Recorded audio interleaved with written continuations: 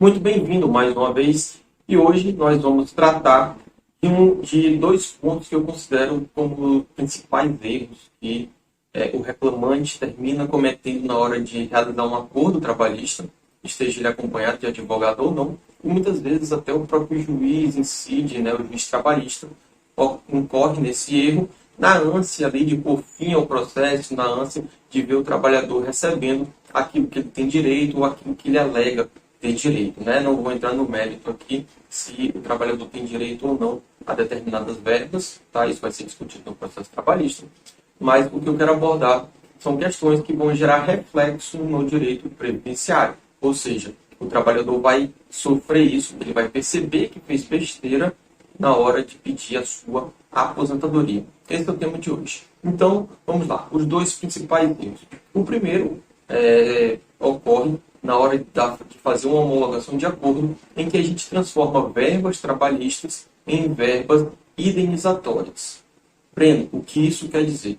Quer dizer o seguinte, por exemplo, você entra lá com a reclamação trabalhista e está pedindo, sei lá, R$ 2.000 de horas extras e mais R$ 2.000 de férias vencidas, por exemplo. E aí, a empresa, ela não quer realizar esse pagamento como verba trabalhista, porque além de fazer o pagamento da verba trabalhista, também vão incidir encargos previdenciários, né? Vão ter outros valores que essa empresa vai ter que fazer o pagamento ali, por exemplo, o recolhimento da Previdência Social, para que isso gere reflexo lá na hora da aposentadoria. Então, o que acontece? A empresa ela já foi condenada muitas vezes, só que ela diz, tá, tudo bem, eu pago, mas vamos colocar aqui tudo como verba indenizatória. E aí ela faz o pagamento integral, sem querer nenhum tipo de desconto, sem querer nenhum parcelamento, ou ela se propõe a parcelar como verba trabalhista, mas ela diz, não, como indenizatório eu consigo pagar de uma vez, cria alguma situação que transforma essa verba que seria paga como trabalhista e que acarretariam outros encargos, transforma em indenizatória, que não vão existir esses encargos. E aí faz o pagamento para o trabalhador dessa forma, dentro ali da Justiça do Trabalho, dentro de um processo trabalhista, né, de uma reclamação trabalhista. Qual o problema? Né? Como eu disse, os encargos não vão incidir e, por consequência, esses valores que foram pagos não vão gerar reflexos na aposentadoria. Então, por exemplo, se você tem ali um ano recebendo hora extra, que não foram pagas, que a Previdência não foi recolhida, todo esse valor ele não vai ser contado na hora de calcular o seu benefício de aposentadoria. Então, vamos lá para um exemplo. Você recebia, sei lá, R$ 2.000 por mês, mas com as horas extras, na verdade, você tinha direito a receber 3.000. Se a empresa não vai recolher a Previdência, né, não vai recolher o encargo previdenciário sobre essa diferença de 2.000 até os 3.000, no caso, ela está deixando de pagar para o INSS o equivalente ao seu salário de R$ 1.000, né? Essa diferença de 2.000 para 3.000, a gente tem R$ 1.000, esses R$ 1.000 não foram recolhidos em encargos previdenciários.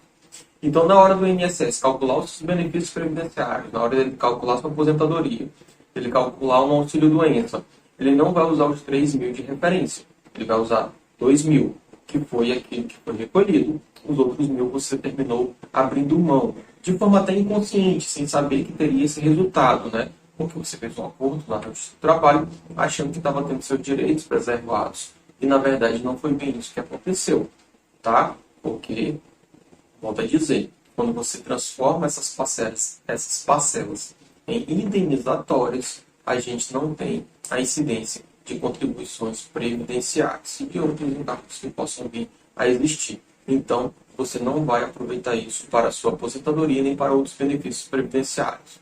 Segundo erro muito comum de acontecer, às vezes o trabalhador entra com a reclamação trabalhista, né, e na primeira audiência a empresa já oferece um acordo. Breno, qual o problema? Né? Eu não posso aceitar o acordo? Na verdade, você pode, mas é necessário se resguardar de algumas situações. O que acontece? Lá no INSS, né, na legislação do INSS, a gente tem o que é a exigência do início de prova material. Então, você tem que ter documentos que comprovem a relação de emprego com uma determinada empresa, com uma determinada pessoa.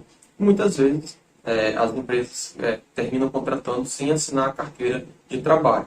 Lógico, né, isso está ficando cada vez mais difícil, mas ainda acontece. A empresa não assina a carteira de trabalho e aí o trabalhador não consegue reconhecer os seus direitos. O que ele tem que fazer para ter os direitos reconhecidos? Apresentar documentos, por exemplo, um contrato de trabalho.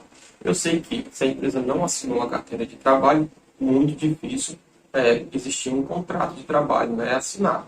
Mas, eventualmente, pode acontecer. A gente já viu situações assim. Outros exemplos, conversa de WhatsApp. Né? Você vai lá no cartório, faz uma ata notarial e transforma isso em um documento. Outro documento que pode ser um recibo de pagamento de salário, uma ficha de cadastro de empregado, comprovante de transferência bancária. Todos esses documentos servem como prova da relação de emprego. Você pode apresentar direto no INSS ou na Justiça do Trabalho. Quando você faz um acordo na Justiça do Trabalho, né, caso você não tenha nenhum tipo desses documentos, é muito importante pedir para que o empregador entregue essa documentação. Tá? Por quê? Se você chegar lá no INSS apenas com essa sentença da Justiça homologando um acordo, sem base em nenhum outro documento, tá? O INSS não vai aceitar. E não adianta recorrer na Justiça Federal, porque o seu pedido também não vai ser aceito. Então, sentença da Justiça do Trabalho, que simplesmente homologa um acordo, sem qualquer outro tipo de prova documental, ela não termina não tendo validade lá no INSS e nem na Justiça Federal para comprovar aquela relação de emprego. Então, qual é a cautela que você tem que ter? Primeiro, não tenho conversa do WhatsApp, não tenho os recibos de pagamento, não tenho nada disso. O que eu faço? Você condiciona a homologação do acordo que a empresa apresente os documentos. Então, empresa, eu aceito o acordo, mas preciso entregar aqui os recibos de pagamento que eu assinei. Preciso entregar aqui a ficha de cadastro de empregado. Então, qualquer documento ali que a empresa possa entregar, pelo menos 2, tá certo? Para que depois essa sentença ela possa ser reconhecida lá no INSS e garantir que seja reconhecido o seu vínculo de emprego.